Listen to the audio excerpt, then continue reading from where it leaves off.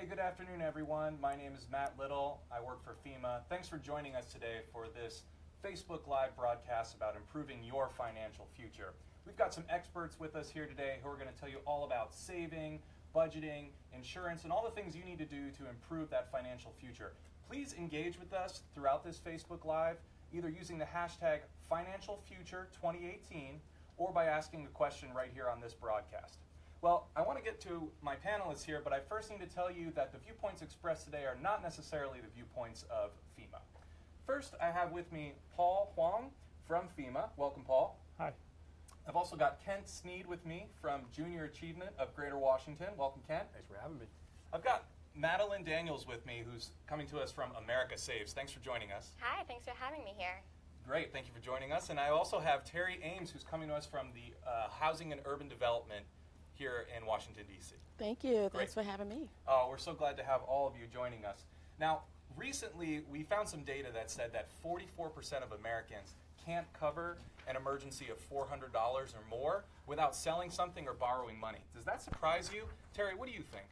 No, that's not surprising at all to me. I mean, that's the compelling need of why we need to have housing counselors, because housing counselors find that this is a situation frequently. And so what they do is they work with these customers to look at where they are with their savings. They find that, people tend to or want to save, but they don't have enough. So they work with them on building their savings. And when they go to meet a housing counselor, it may usually be for purchasing a home. This is one of the things that they talk about, and they say, okay, so you have this situation, but what if something happens, And so the $400 is usually not enough.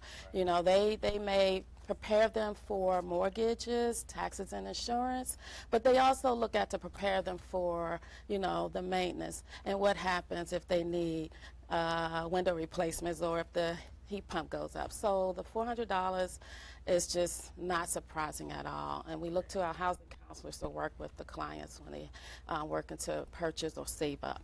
Well, thank you so much, and I appreciate you telling us a little bit about housing counselors. We'll definitely make sure the viewers at home get a chance to look more for that information on the HUD website and elsewhere. Madeline, can you tell us, is that surprising, and what's America Saves doing about this? I think it would be surprising to a lot of families, even if it's a financial position they find themselves in, to hear about the scale, because finances are just something that we don't talk openly about in this country. But America Saves is a nonprofit campaign managed by the Consumer Federation of America, and we work with families across the country and really around the world through our Military Saves program. They reach installations internationally, and we hear from our savers all the time, I know I should be saving, I just don't know how to save. And that's why I'm really glad we're having this conversation today, because I think it's a good opportunity to talk about why it's important to start saving, especially for things like emergencies, and the easiest way to do that, which is automatically. Wonderful. Thank you. I can't wait to hear more about America Saves. Kent, tell us, from the junior achievement perspective, certainly we want youth saving. Does this surprise you, this number, that folks can't handle this kind of financial hit to their everyday budget? Well, Matt, unfortunately not. It's not surprising to me that, a $400 unexpected expense can throw a lot of folks off their budget there. And it's something that we at Junior Achievement are trying to tackle, as well as everyone up here in the organization as well. And what we really try to do is fairly simple. We focus on K through 12 education here in the Greater Washington area. And one of the things we tell our students early and often, starting in kindergarten, is to pay yourself first. The importance of having a rainy day fund, and importance of having money set aside for when there is an unexpected expense that they can absorb that. It doesn't throw the whole budget out of whack there. And so it's a topic that Madeline mentioned. It's not talked about too much within the homes and also in the traditional education settings, but we're trying to change that culture and make sure folks are aware that we need to have a plan B and a plan C for when that unexpected expense does happen. Great, thank you. And Paul, tell us a little bit. Does this surprise you, and what can we do about this situation of folks not being able to save or put the money aside for an emergency? Yeah, at FEMA we're promoting the culture of preparedness, and it starts with individual financial preparedness. Kent had said rainy day fund, and I'll play on that and say, the largest natural disaster in this country is flood, and it can happen anywhere it rains. So the other night when I was at home, and I live in the D.C. area, it started pouring rain in the middle of the night. And if you wake up and you're in that scenario and you're worried, what am I going to do if my home floods? you need to really think about your personal finances and your planning. Insurance is one way to protect yourself and think about the right coverages you have or don't have, and evaluate that. It's really important because you want to make sure your family is protected. The largest asset you're going to buy is your home or the contents of your home if you're a renter. And you got to think about, what do I do if something were to happen? And natural disasters or any life events can happen and surprise us at any time. Sure. Now, we know that, like you said, it's not just the big stuff, the floods and the hurricanes that can hit us, but just the little things like a flat tire or an unexpected medical bill that can get in the way. So can someone, let's see, Terry, would you mind telling me a little bit about how a housing counselor can set someone up financially for the future so that these kinds of emergencies can be just rolled right over as opposed to causing a real detriment to family savings and future?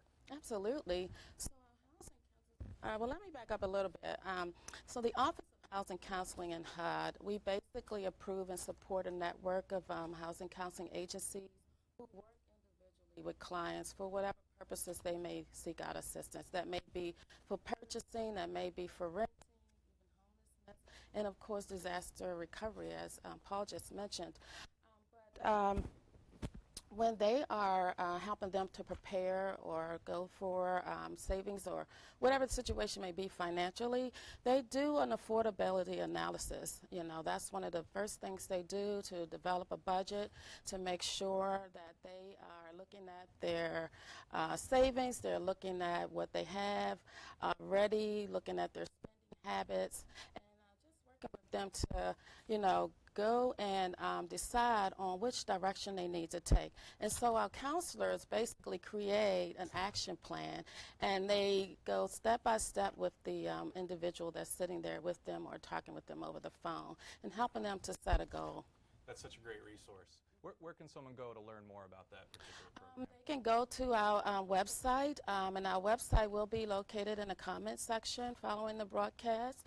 But they can actually go to the HUD.gov website as well. Wonderful. So, yeah, we know folks come across hard times. And, for instance, Paul, by the time FEMA gets there, usually you're having a pretty bad day or week. What's been your experience coming across folks who are dealing with a tough financial situation, and how do they bounce back best? Yeah, I've seen it too much working at FEMA, generally travel the field. I remember a story when I went to Louisiana and visited and walked through a neighborhood completely devastated by flooding. And I think a lot of families think the federal government's going to be there to help you. And we are. We're here to help folks respond and recover. We provide individual assistance, which takes care of some rental assistance and some temporary repairs. But our average individual assistance is about $4,000. So if you think about the devastation of losing all your goods and your assets in terms of your contents or your home, that's not enough. So it's proven through experience, and I've walked the field to say families that I meet that have insurance and are protected are much more on their way back in recovery. It's one less worry that they have to deal with on the financial side. Family I met down there, retired cop. The wife had just retired as a teacher, a longtime teacher, and they paid off their home. So they thought, I don't need flood insurance. And they canceled their policy. And walking through the home, the devastation, you can smell it.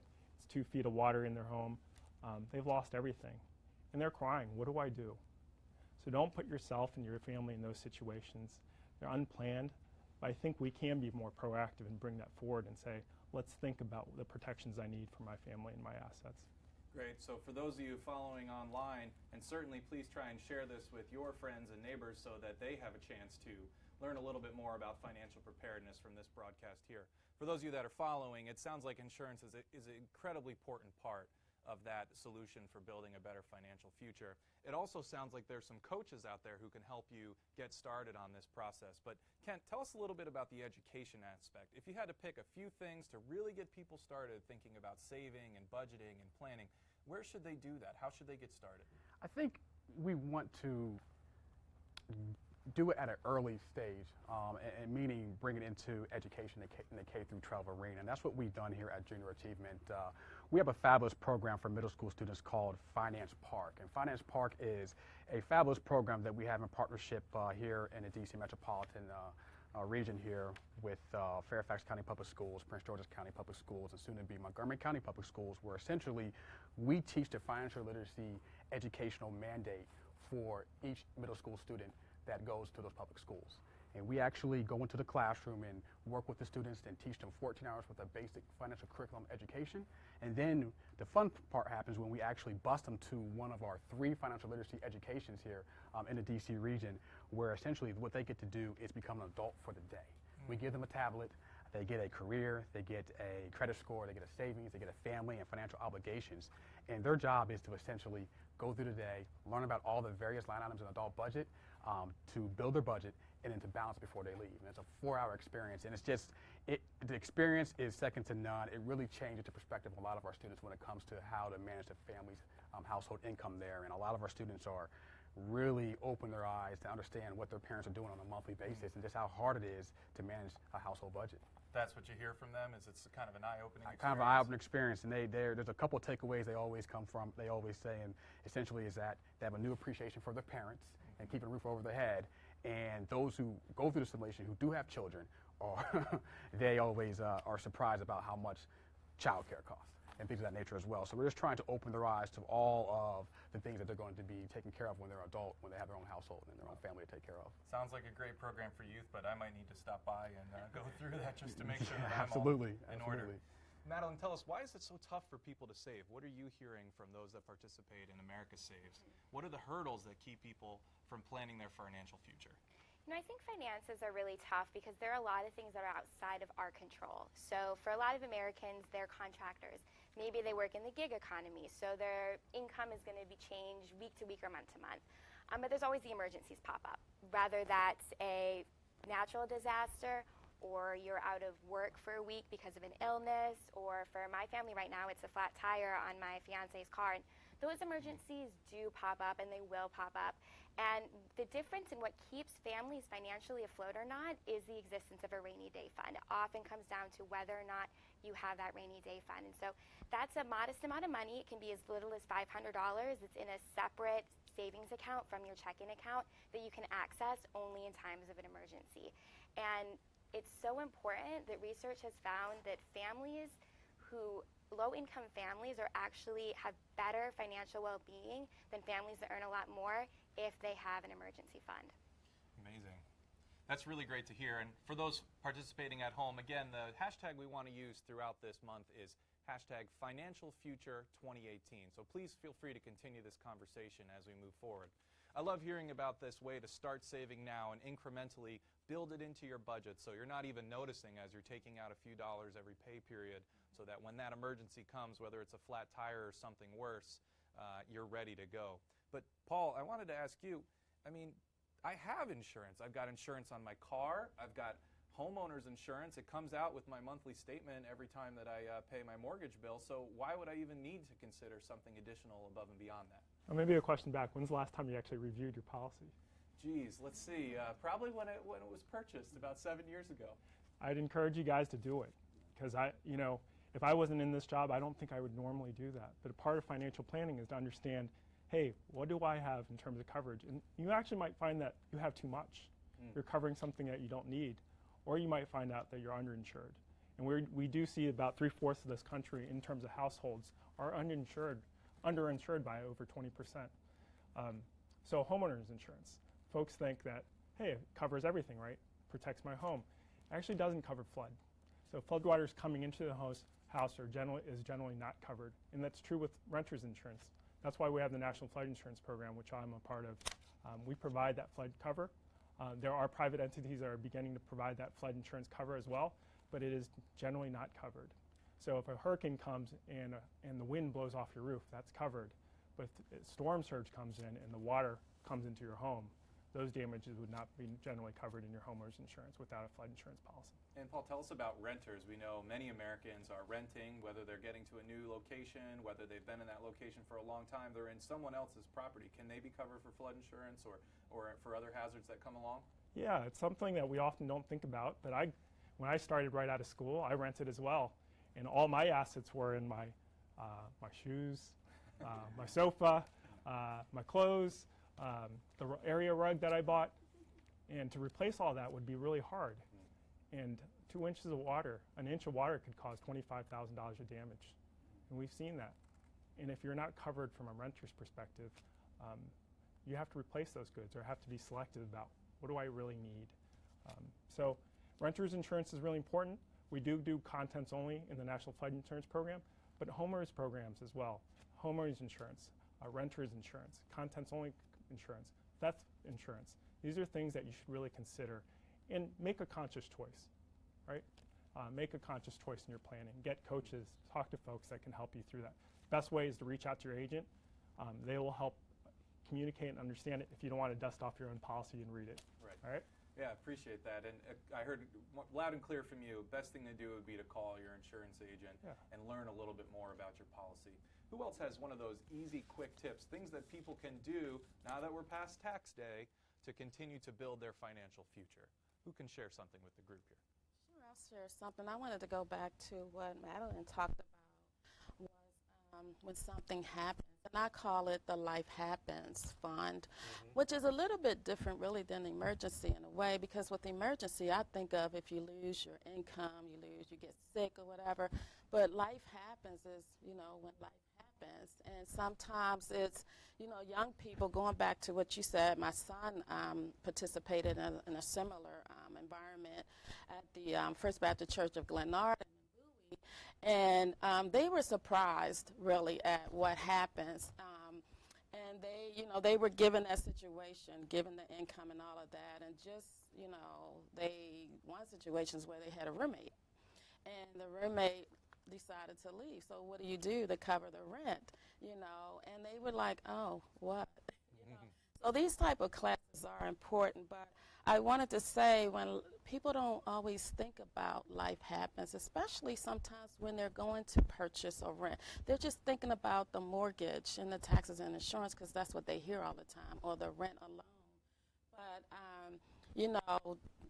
just recently, I have to deal with taxes. And so you have to plan for that, ahead of time. Right. And we also have our counselors talk to people about, their taxes and what to expect when they are owning the home. Because a lot of times people think about pre-purchase counseling, but what about post-purchase counseling after you're in the home and maintaining? And so we want folks to know that your housing counselor can go over those things with you when you're after you've moved in as well. That's such a great resource, and I'm sure that you've helped set many families up for a successful financial future in their own homes. It's so great to hear. Madeline, what are some of the tips that you would give out, whether it's best advice you've heard in your life or things that come out of America's Saves programs across the country that are making a difference as people plan their financial future? So we've talked a little bit about tax time, and we call that saving the extra at America Saves. Even if you're looking in your budget, you're squeezing out every last penny, you're just not finding anything to save. Most of us from time to time receive windfalls throughout our life, and for a lot of us, that's tax time. If you're like me, that refund check is the largest check you're going to hold in your hands all year, and so it's the perfect time to set a little bit aside to save. The average earned income tax credit is over $2,400, and so it's really easy to pay off some bills, do a little shopping, but still have enough left over to fund that $500 emergency fund or rainy day fund or Life Happens fund, for example. But in the over 15 years of working with savers, we've learned one really important trick, and that's that savers with a plan are twice as likely to save successfully. It's really that simple. That's it. So what we encourage people to do if they're just starting that savings journey today is make a commitment to yourself to save, make a simple savings plan, visit americasaves.org. We'll walk you through that entire process, and then we'll follow up with you with different savings tips, reminders, and advice about the goal that you selected, whether that's a rainy day fund or saving for a life event like a wedding or a vacation or saving for your retirement. Wow. You said it's americasaves.org? americasaves.org. I will check that out as soon as we're done with our broadcast here. Ken, what's some of the best advice you've heard when it comes to building for that financial future? Just want to piggyback off of Madeline, what she said, saving with a plan, budget, budget, and budget.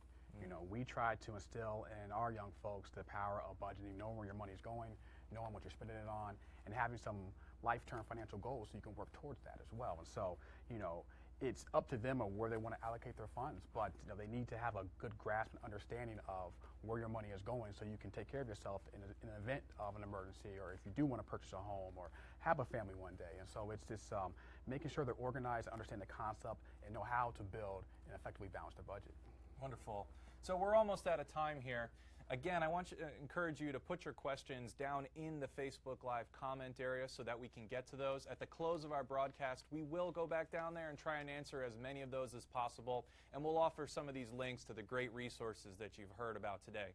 Before we close out, I want to go back to each of my panelists and ask them, what's the one big takeaway they'd like you, the audience, to have as we close out this Facebook broadcast? Let's start down here with Paul. Paul, what's the one thing people should remember as we close out today? Yeah, just cultural preparedness starts with you. It's all these tips the great panelists have shared. Specifically for me, it's evaluate your insurance. If you haven't looked at it in a while, call your agent. If you'd like flood insurance, look at floodsmart.gov and get educated about what coverages there are and what you might need. So really be planful. Make good choices, but be proactive and reevaluate each year. And to look into flood insurance, you recommend floodsmart.org? .gov. .gov, excuse me. Floodsmart.gov. Thank you so much. Sure.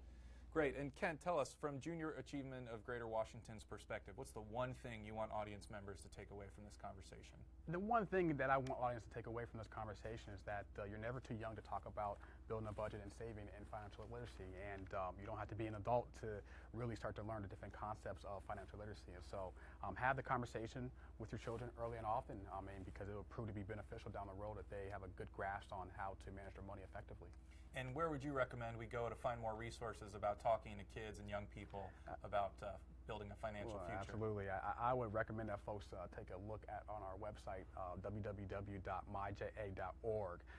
to look at some of the great programs we have across the region. Additionally, we have a Facebook page, Instagram, LinkedIn, and Twitter. So feel free to give us a follow to check us out to see all the great things we're doing in the community. Great. And thanks so much for joining us. Thanks for having me. Madeline, tell us, what's the one thing you'd like folks to take away from this conversation? Well, saving for rainy days starts with setting a goal, making a plan, and saving automatically. And it's okay to start small if you have to. What's more important is making regularly scheduled savings over a long period of time. And you can start small, but we'll help you think big at americasaves.org, which is full of free savings tips and advice. Wonderful. And thank you for joining us. I wish you luck with that flat tire. Thank Hopefully you. it can stick soon. And Terry, what's the one thing you'd like the audience to take away from that HUD perspective? Sure, I would like for them to take away that no matter where you are in the stage of your life, you're never too young or too old to learn about financial education and manage your finances. And with HUD Housing Counseling, whether you are just starting out, want to rent or purchase, there's a counselor for you. Whether or not you are an empty nester and want to know your options as you get older and paid for your house, there's an option for you. Also, whether or not you need help and you think you're going to be late on your mortgage payment, there is help for you. So there are housing counselors out there for you no matter where you are in your stage of life with Wonderful. your finances. Well, thank you again for sharing those resources. We know that Ready.gov offers a ton of preparedness tips related to all sorts of different hazards, whether it's flooding, as we've heard from Paul, or other things that come up in life. Any step you take to prepare is going to make you better off when you come across that little life bump, as we like to say. So from all of us here on stage and from the rest of the FEMA staff, we'd like to say thank you for participating in this Facebook Live about your financial future, and we encourage you to take the steps now to build a financial future today. Thanks.